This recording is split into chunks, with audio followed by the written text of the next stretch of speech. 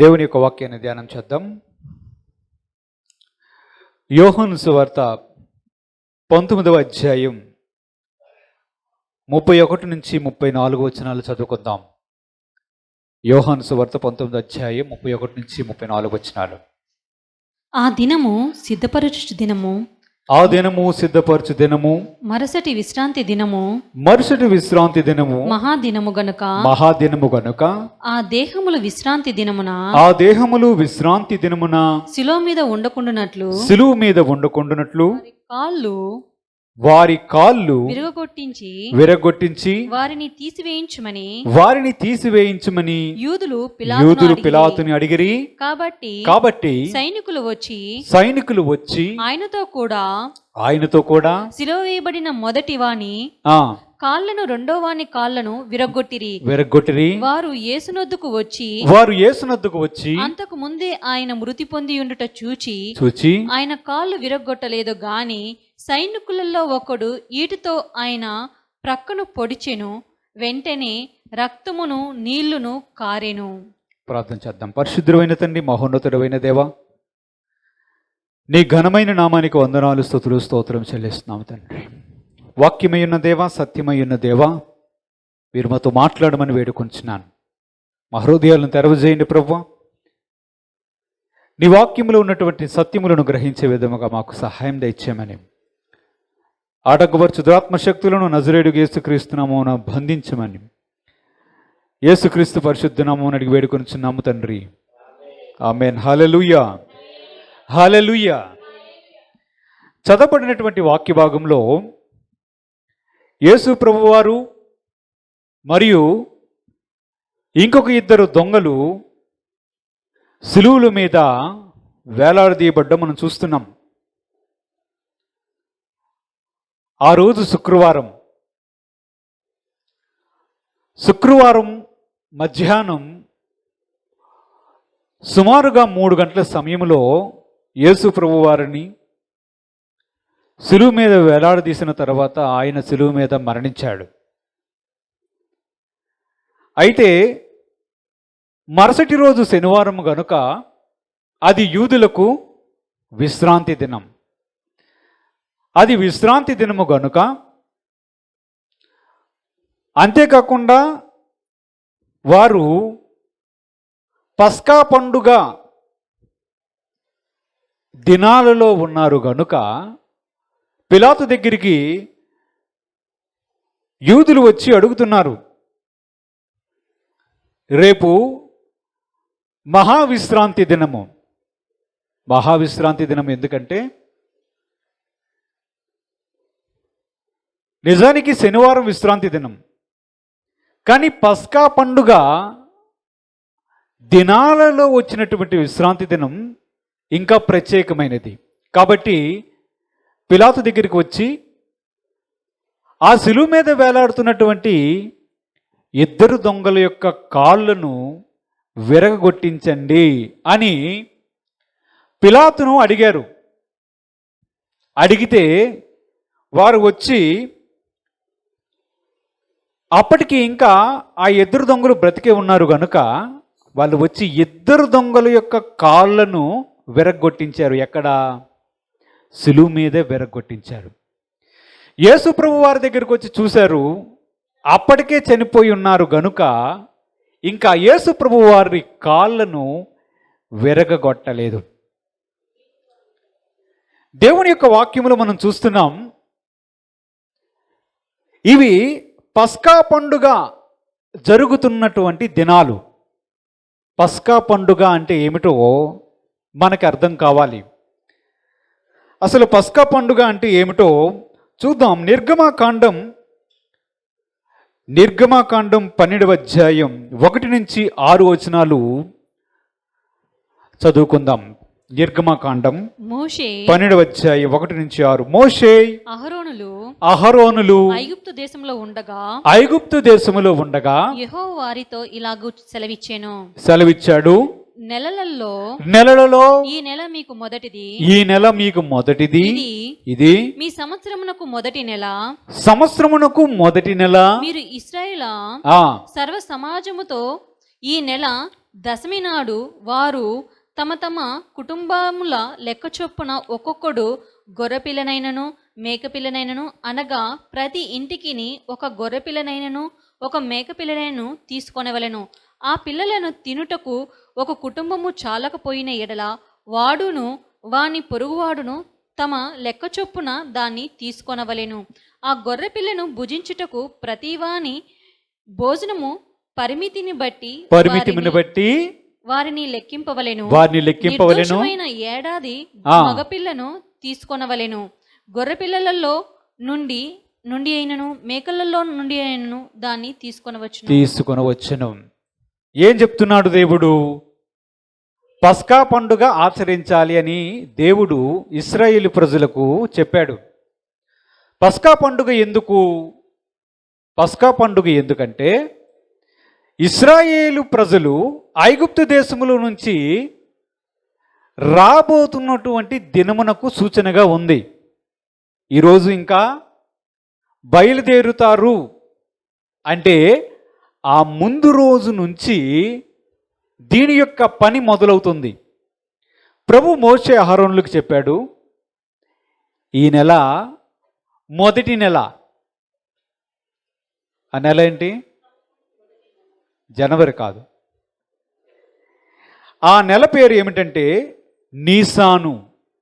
యూదులకు ఉండే నెలల పేర్లు వేరేగా ఉన్నాయి.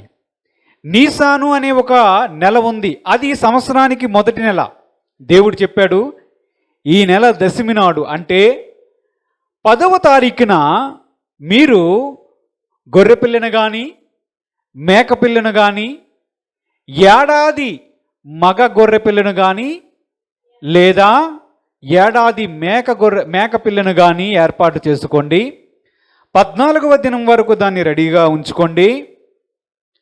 14వ తేదీ సాయంకాలమున మీరు దాన్ని చంపి తినాలి. ఇక్కడ మనం ఆలోచించవలసిన విషయం ఒకటి ఉంది. ఏ సమయం చెప్పాడు? 14వ తేదీ సాయంకాలానికి. అంటే ఎన్ని గంటలకి?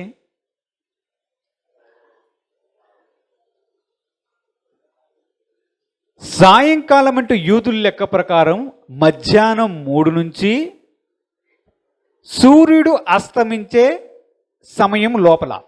ఈ విషయాన్ని మనం గుర్తుపెట్టుకోవాలి.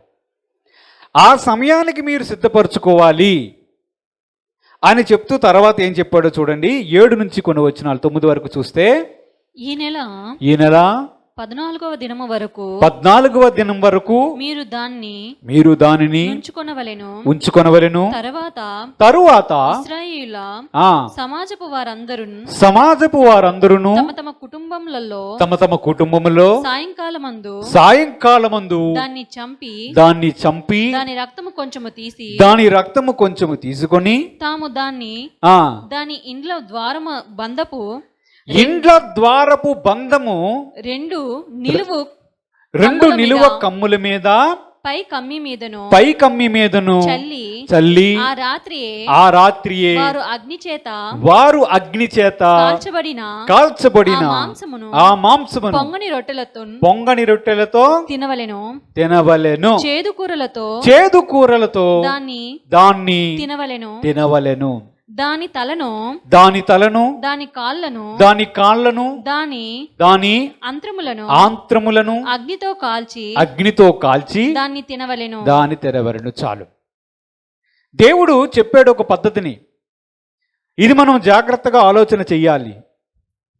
ఏం చెప్పాడు? 14వ తేదీ సాయంత్రాన్న మీరు దాన్ని వధించాలి.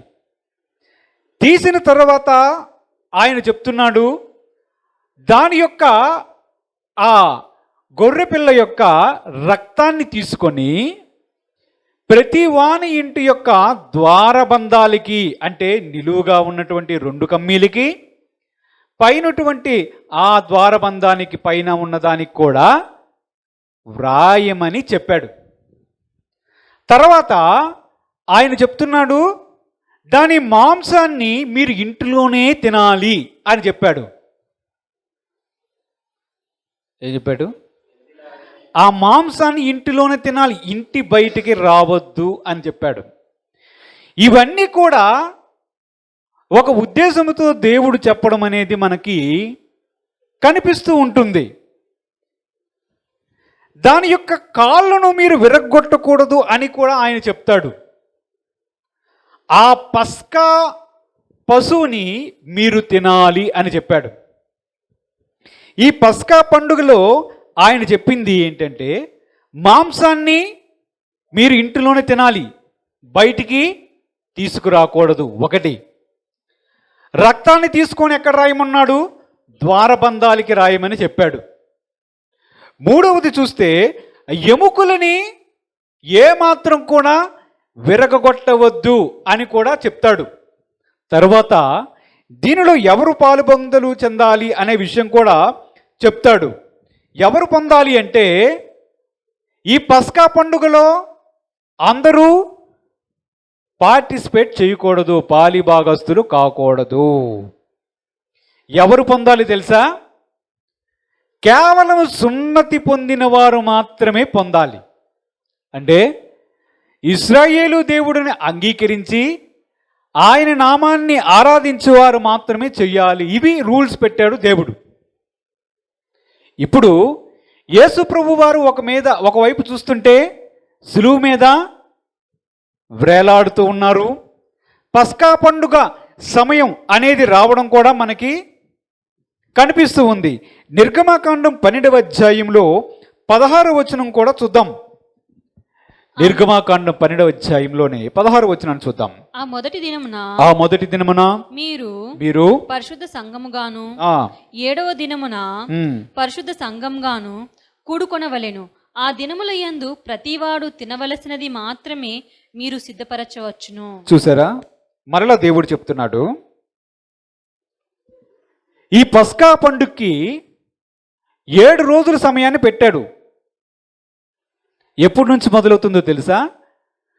15వ తేదీ నుంచి 21వ తేదీ వరకు పస్కా పండుగ ఆచరించాలి.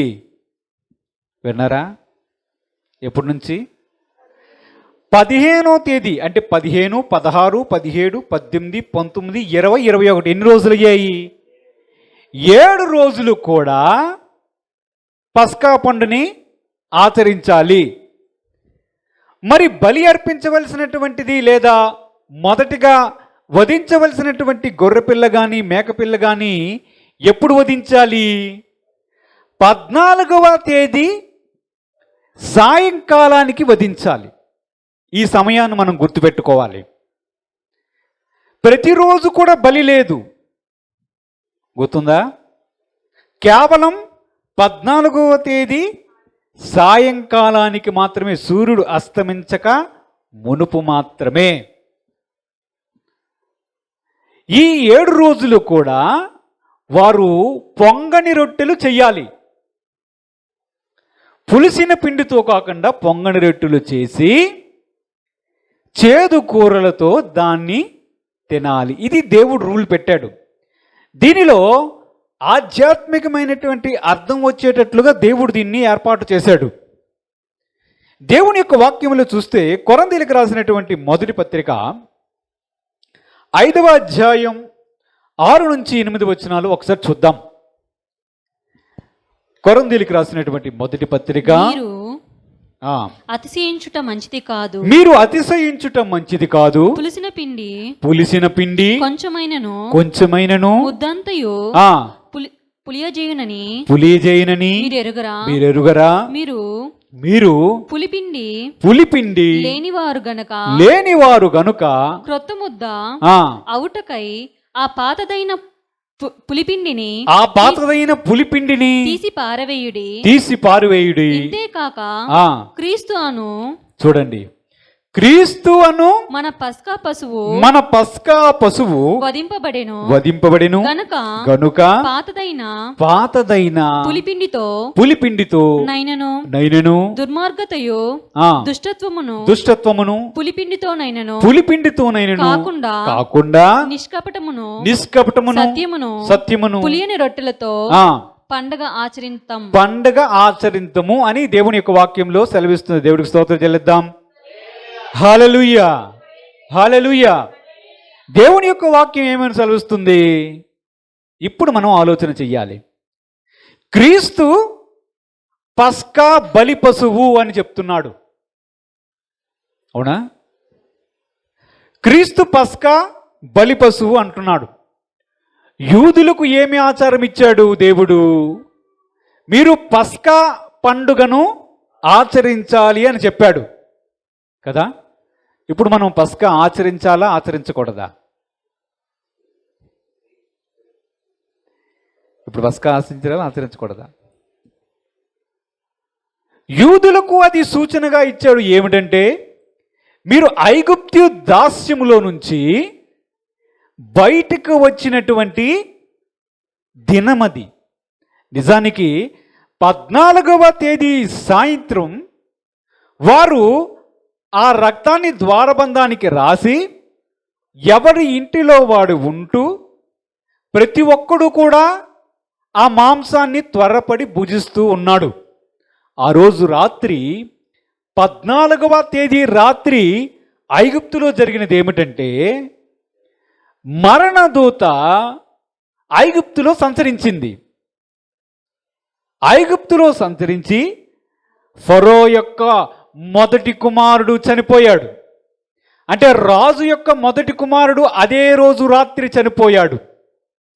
ఆ దేశంలో ఉన్నటువంటి ప్రతి వాని యొక్క మొదటి సంతానం చనిపోయారు.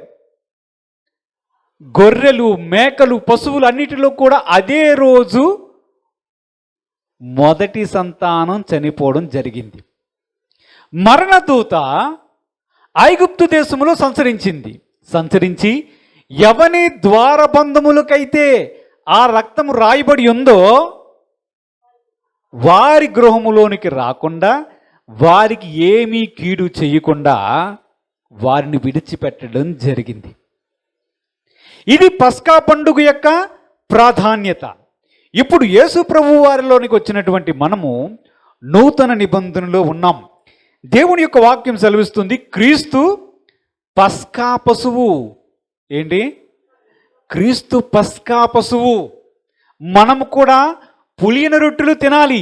ఏ పులియన రొట్టెలు తినాలో మనం ఇప్పుడు చూసాం. ఏంటది? సమస్తమైనటువంటి దుష్టత్వం, దుర్మార్గతను అన్నిటినీ విడిచిపెట్టడం మనము పులియని రొట్టెలు తినడముతో సమానం. ఇంతకీ యేసు ప్రభు వారు పస్కా పశువు అని దేవుని యొక్క వాక్యం సెలవిస్తుంది కదా. సెలవిస్తుందా లేదా?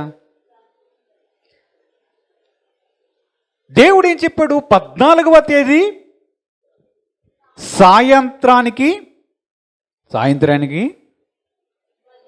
బలి అర్పించాలి. అంతేనా? అంతేనా కాదా? యేసు ప్రభు వారు కల్వరి శిలువ మీద బలి అయిన సమయం ఏంటి? ఎంత? మత్తయి సువార్త 27వ అధ్యాయం 45 నుంచి 50 వచనాలు ఒకసారి చూసుకుంటే, మత్తయి సువార్త 27వ అధ్యాయం మధ్యాహ్నం మొదలుకొని 3 గంటల వరకు ఆ దేశమంతటను చీకటి కమ్మెను. ఇంచుమించు 3 గంటలప్పుడు యేసు ఏలీ ఏలీ లామా సబక్తాని అని బిగ్గరగా కేకలు వేసెను. ఆ మాటకు నా దేవా నన్నెందుకు చెయ్యి విడిచివని అర్థము. అక్కడ నిలిచున్న వారిలో కొందరు ఆ మాట విని ఇతడు ఏలియాను పిలుచుచున్నారని అనిరి వెంటనే వారిలో ఒకడు పరిగెత్తుకొని పోయి స్పాంజి తీసుకొని చిరకాల్లో ముంచి రెల్లును తగిలించి ఆయనకు త్రాగనిచ్చెను. తక్కిన వారు ఊరుకుండుడి, ఏలియా అతని రక్షింపవచ్చునేమో చూతమనిరి. యేసు మరలా బిగ్గరగా కేక వేసి ప్రాణము విడిచెను. ఎప్పుడు? ఈ సమయాన్ని గమనించాలి. ఈ సమయం ఎంత? మధ్యాహ్నం 3 గంటల సమయం. అది అంటే పస్కా పశువు వధించవలసినటువంటి సమయముకు ఈ సమయానికి సరిపోతుందా లేదా? సరిపోతుందా? 3 గంటల సమయములో యేసు ప్రభువారు పెద్దగా ఏలీ ఏలీ లామా సబక్తాని అని చెప్పి తన ప్రాణాన్ని విడిచిపెట్టాడు. బలి అర్పించబడినటువంటి సమయాన్ని చూస్తే సుమారుగా అదే సమయంలో మనకు కనిపిస్తూ ఉంది. మనం ఇందాక చదువుకున్నటువంటి వాక్య భాగంలో చూద్దాం. యోహాను సువార్త 19వ అధ్యాయంలో ఏముంది? ఆ దినము సిద్ధపరచు దినము, మరుసటి విశ్రాంతి దినము మహాదినము గనుక ఆ దేహములు విశ్రాంతి దినమున శిలువ మీద ఉండకుండానట్లు వారి కాళ్ళను విరగ్గొట్టించాలి అని అనుకున్నారు. ఎప్పుడు అనుకున్నారు? ఇంతకీ విశ్రాంతి దినం ఎప్పుడు? ఈరోజు శుక్రవారం కదా, ప్రభు చనిపోయింది. అప్పుడు సమయం ఎంత అయింది? 3 అయింది. ఇంకా చీకటి కాలేదు. కానీ పిలాతు దగ్గరికి యూదులు వచ్చి అడిగిన సమయాన్ని చూస్తే ఎప్పుడది? 6 గంటలకి ముందే. ఎంతకే? 6 గంటలకి ముందే. కానీ వారు ఏమంటున్నారు? ఇది సిద్ధపరచు దినము అంటే ఏంటి? విశ్రాంతి దినమున అసలు యూదులు ఏ పని చెయ్యరు, ఏ పని చెయ్యరు. కాబట్టి ఏం చెయ్యాలి? ఏదైనా సరే శుక్రవారం రోజే సిద్ధపరుచుకోవాలి. ఒకవేళ పస్కా పండుగే శనివారం పడింది అనుకోండి, అప్పుడు ఏం చేస్తారు? అంతే కదా, శనివారం పడితే ఏం చెయ్యాలి? మేము ఈ శనివారం కనుక ఏ పని చేయకూడదు కనుక మేమేమి చేయకూడదు అని చెప్పి బలి అర్పించవలసినటువంటి పశువుని వధించకూడదు. అంతేనా? అంతే కదా. ఎందుకంటే ఈ ఆజ్ఞను మీరలేరు, అది పాటించకుండా ఉండలేరు. అప్పుడు ఏం చెయ్యాలి? అందుకు ఏం చేస్తారంటే ముందు రోజే సిద్ధపరుస్తారు. అందుకే దేవుని యొక్క వాక్యములు ఏమనుందంటే అది సిద్ధపరుచు దినము అని ఉంది. ఇంతకీ యూదులకు దినం ఎలా ఉంటుందో తెలుసా? యూదులకు దినం ఎలా ఉంటుంది? ఎలా ఉంటుంది? యూదులు దినం ఎలా ప్రారంభమవుతుందంటే ఈరోజు సాయంత్రం సూర్యుడు అస్తమించిన తరువాత రోజు మొదలు పెడతారు. మొదలుపెట్టి రేపు సూర్యుడు అస్తమించిందనుకు ఆ సమయం వరకు ఒక రోజు. తెలుసా? హల్లెలూయా. ఎలా ఉంది? ఈరోజు సాయంత్రం 6 అనుకుందాం, 6 నుంచి రేపు సాయంత్రం వరకు ఒక రోజు యూదులకి. మనకి ఉదయం 6 నుంచి మరుసటి రోజు ఉదయం 6 వరకు. ఎందుకు అలా చేస్తారు? దేవుని యొక్క వాక్యంలో చూద్దాం. ఆదికాండం 1వ అధ్యాయం 5వ వచనాన్ని ఒకసారి చూద్దాం.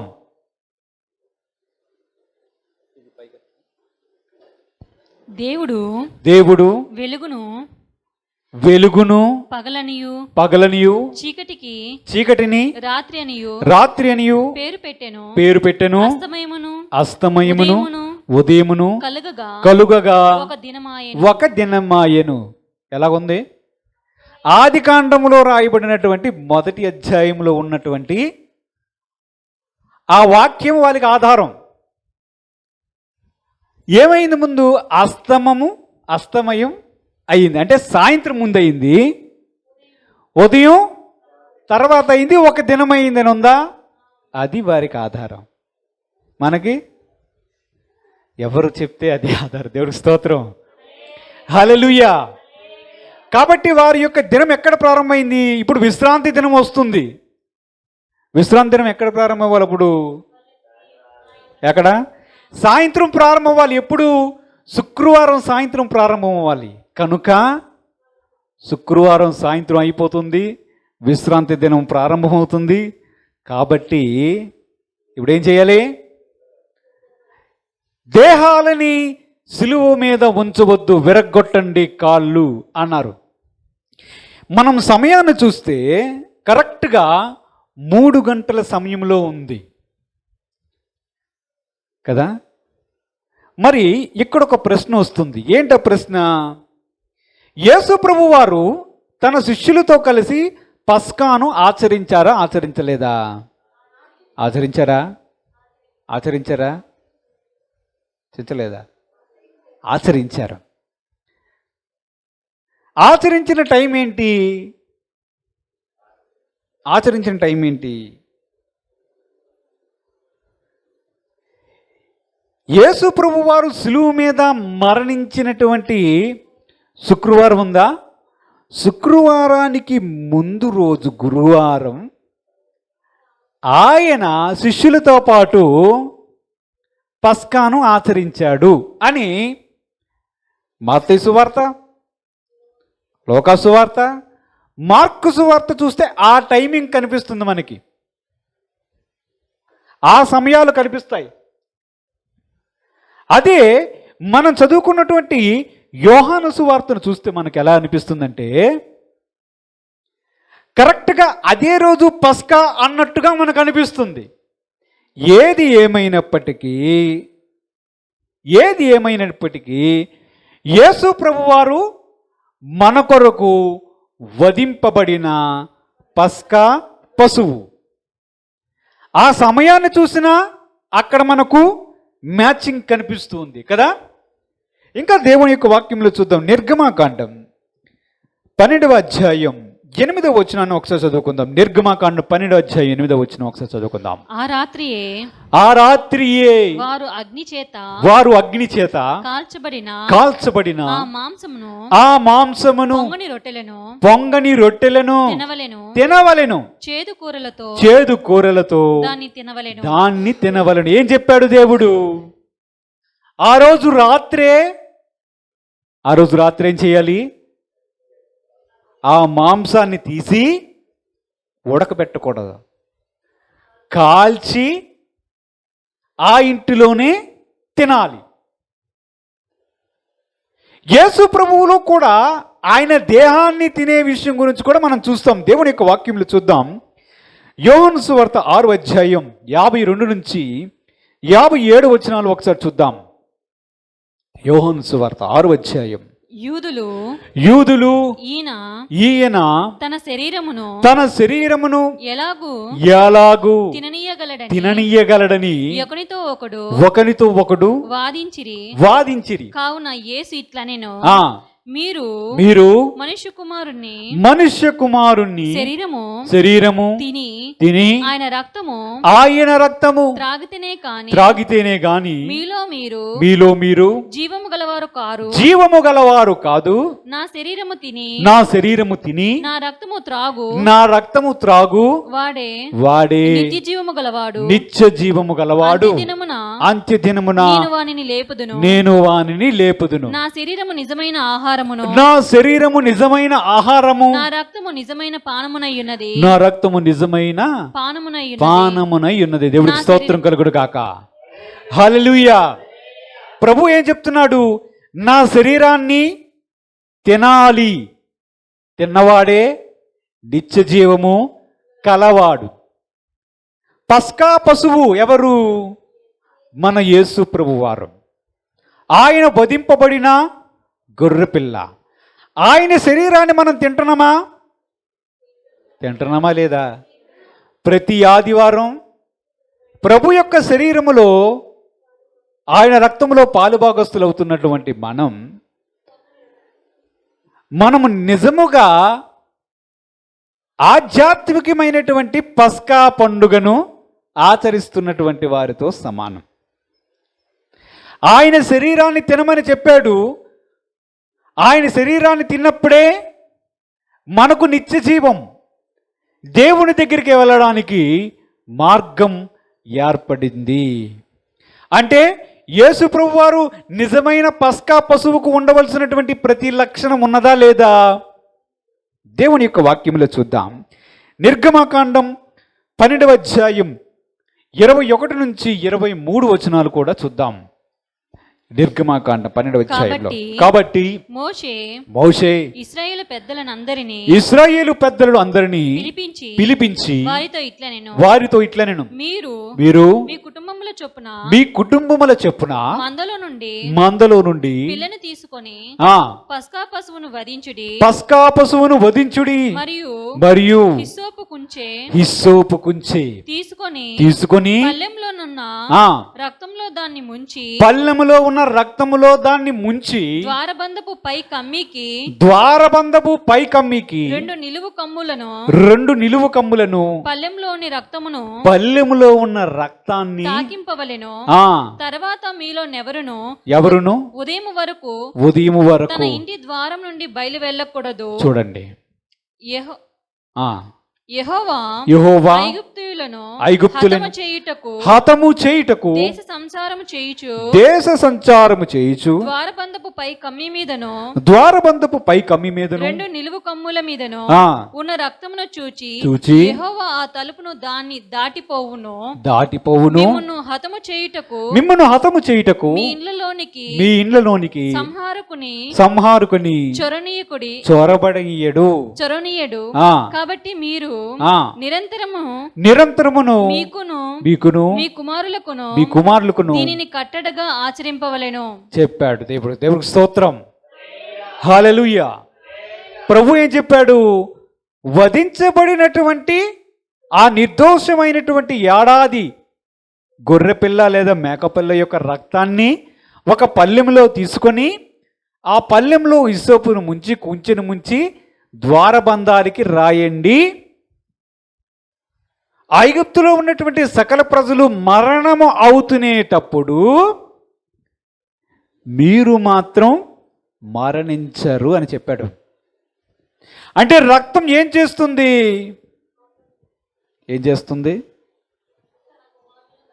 రక్తం చూచి, ఏ ఇంటి మీదైతే రక్తం ఉందో చూచి, ఆ రోజు ఐగుప్తులో ఆ అర్ధరాత్రి వేళ 14వ తేదీ రాత్రి యెహోవా సంచారము చేసి దాటి వెళ్ళిపోయాడు ఆ ఇంటిలోనికి. మరణము రాకుండా ఆయన వారిని కాపాడాడు. అంటే రక్తం ఏం చేసింది? మనుషులను మరణము నుంచి తప్పించింది. ఈ లక్షణం మన యేసు ప్రభు యొక్క రక్తములో కూడా ఉన్నది. ఎఫెసీయులకు రాసినటువంటి పత్రిక 1వ అధ్యాయం 7వ వచనాన్ని చూద్దాం. ఎఫెసీ పత్రిక 1వ అధ్యాయం 7వ వచనం. దేవుని కృపా మహా అదైశ్వర్యమును బట్టి ఆ ప్రియుని యందు ఆయన రక్తము వలన మనకు విమోచనము అనగా మన అపరాధములకు క్షమాపణ మనకు కలిగి ఉన్నది. ఏం చెప్తున్నాడు దేవుడు? ఆయన రక్తము ద్వారా మన పాపములకు విమోచన, రక్షణ కలిగి ఉన్నది. యేసు ప్రభువులోనికి వచ్చినటువంటి మనము ఆయన రక్తము ద్వారా కడగబడ్డాము. ఎలాగూ? ఆ రక్తము మనల్ని పవిత్రులుగా చేస్తుంది. ఆ రక్తము మనము యేసు ప్రభు రక్తము క్రిందకు వచ్చినటువంటి మన మీద మరణానికి ఇక అధికారం లేదు. అందువలన యేసు ప్రభు యొక్క రక్తము క్రింద ఉన్నటువంటి వారికి నిత్య జీవం అనేది లభించింది. మరణము నుంచి తప్పించబడుతున్నామా లేదా? మనకి మరణము లేదు. రెండవ మరణం అనేది యేసునందు విశ్వాసం ఉంచిన వారికి లేదు. దీన్ని ఐగుప్తులో జరిగినటువంటి పస్కా పండుగ యొక్క ఆచరణతో పోలిస్తే అక్కడ ఏం కనిపిస్తుంది? ఇదే అక్కడ సారూప్యం కనిపిస్తుందా లేదా? కనిపించిందా? అంటే పస్కా పశువుకి ఉండవలసినటువంటి ప్రతి మంచి లక్షణం మన ప్రభు అయిన యేసుక్రీస్తులో సంపూర్ణముగా ఉంది. నిజానికి పస్కా పశువు ఎలా ఉండాలంటే నిర్దోషమైనది, నిష్కలంకమైనది, ఏడాది వయస్సు గల మగపిల్ల. యేసు ప్రభు వారు కూడా ఎలాంటి వారు? నిర్దోషమైనటువంటి నిష్కలంకమైనటువంటి గొర్రె పిల్లగా ఆయన కూడా ఉన్నాడు. దేవుని యొక్క వాక్యములు చూద్దాం. నిర్గమకాండం 12వ అధ్యాయం 46 వచనం కూడా ఒకసారి చదువుకుందాం. మీరు ఒక ఇంటిలోని దాన్ని తినవలెను, దాని మాంసములో కొంచెమైనను ఇంటిలో నుండి బయటికి తీసుకొని పోకూడదు. దానిలో ఒక ఎముకైనను మీరు విరవకూడదు. ఏం చెప్పాడు దేవుడు పస్కా పండుగ ఆచరణలో? ఆ బలి పశువు యొక్క ఎముక ఒక్కటి కూడా విరవకూడదు. ఏం చెప్పాడు అంటే మరి ఎలా తింటారు?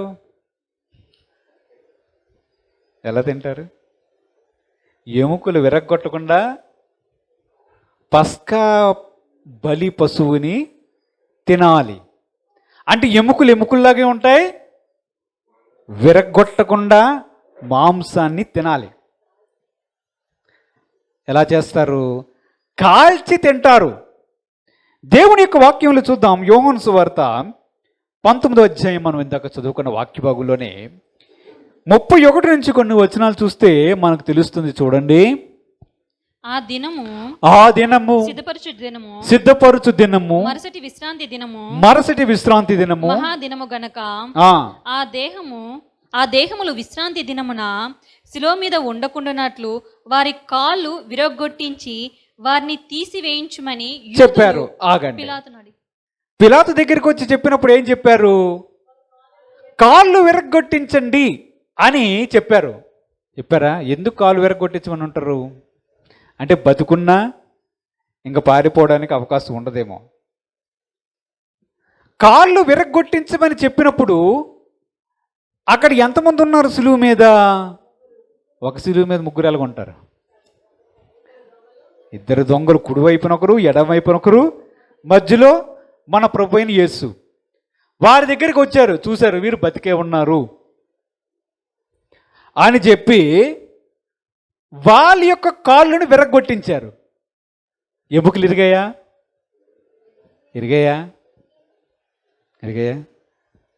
యేసు ప్రభు వారి దగ్గరికి వచ్చారు. ఈయన అప్పటికే చనిపోయి ఉన్నాడు, ఇంక కాళ్ళు విరగొట్టించడం ఎందుకు? ఇతన్ని చనిపోయాడు గనుక ఇంకా కాళ్ళు ఎముకలు విరగొట్టించాల్సిన అవసరం లేదు అని ఒక నిర్ణయానికి వచ్చారు. దేవుడికి స్తోత్రం, హల్లెలూయా. చూశారు, కాళ్ళు విరగొట్టించాల్సిన అవసరం లేదు గనక ఆయన ఎముకలు విరగొట్టలేదు. దేవుని యొక్క వాక్యంలో ఏముంది? అతని ఎముకలలో ఒక్కటైనను విరవబడదు అని లేఖనము నెరవేర్చబడింది. దేవుడికి స్తోత్రం. దేవుడు ముందుగానే పరిశుద్ధాత్మ ద్వారా రాయించాడు. ఏంటి? యేసు ప్రభు వారి యొక్క ఎముకలలో ఒక్క ఎముకైనను ముందుగా విరవబడదు అని రాయించాడు. ఎంత ఆశ్చర్యంగా చూడండి. పస్కా పశువు యొక్క ఎముకలు కూడా విరగకూడదు, యేసు ప్రభు వారి యొక్క ఎముకలు కూడా విరగలేదు.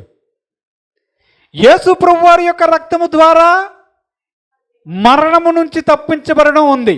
రక్తము ద్వారా అక్కడ పస్కా పశువు యొక్క రక్తము ద్వారా మరణము తప్పించబడడం కనిపిస్తుంది. ఆయన నా శరీరాన్ని తినండి అంటే యూదులు అభ్యంతరపడ్డాడు. ఈయన తన శరీరాన్ని ఎలాగూ తిననివ్వగలడు అని. అక్కడ చూస్తే పస్కా పశువు యొక్క శరీరాన్ని తినాలి అని చెప్పాడు. ఈ అన్ని వచనాలను కలిపి చూస్తుంటే మనకి ఏమర్థమవుతుంది? ఏమర్థమైంది? యేసు ప్రభువారు నిజమైన పస్కా బలి పశువు. మనం ప్రభు యొక్క బల్లారాధన కార్యక్రమంలో ఈ విషయాన్ని కూడా గుర్తుపెట్టుకోవాలి. యేసు ప్రభువారు శుక్రవారం సిలువ మీద మరణించక ముందే ఆయన సూచన ఇచ్చాడు. ఎప్పుడది? ఎప్పుడు? గురువారం రోజు చెప్పాడు. ఇది అనేకుల కొరకు విరవబడుతున్నటువంటి నా శరీరం, అనేకుల కొరకు కాచబడుతున్నటువంటి నా విమోచన రక్తం ఇది అన్నాడు. అంటే ఆయన ఏం చెప్పాలనుకుంటున్నాడు? నేనే నిజమైన పస్కా బలి పశువును. పస్కా పండుగ ఆచారం మనకి ఎప్పుడు వస్తుంది? ప్రతి నెల 1వ తారీఖున, మొదటి నెల 14 సాయంత్రం కాదు, ప్రతి ఆదివారం మనకి ఆయన శరీరములోను ఆయన రక్తములోను పాలిభాగస్తులయ్యే కృప దేవుడు మనకి అనుగ్రహించాడు. యేసు ప్రభువారు నిజమైన పస్కా బలి పశువు. దేవుడు తన పరిశుద్ధ వాక్యాన్ని దీవించుగాక. ప్రార్థన చేసుకుందాం. పరిశుద్ధుడైన తండ్రి, మహోన్నతుడైన దేవా, నీవు నిజమైన పస్కా బలి పశువు తండ్రి. మా కొరకు వధింపబడిన గొర్రెపిల్లగా ఉన్నావు తండ్రి. నీ రక్తము ద్వారా నిత్య నరకము తప్పించుకోగలం. నీ శరీరాన్ని భుజించువాడు నిత్య జీవము గలవాడని సెలవిచ్చావు. నీ బలి సమయమని చూస్తే ప్రభు, పస్కా బలి సమయమే కనిపిస్తూ ఉంది ప్రభువా. మా ప్రభువా, నీ కృపను మాకు అనుగ్రహించే వందనాలయ్యా. నేడి వాక్యాన్ని మా హృదయమందు ఫలింపజేయమని యేసుక్రీస్తు పరిశుద్ధ నామమున అడిగి వేడుకొనుచున్నాము తండ్రి. ఆమేన్.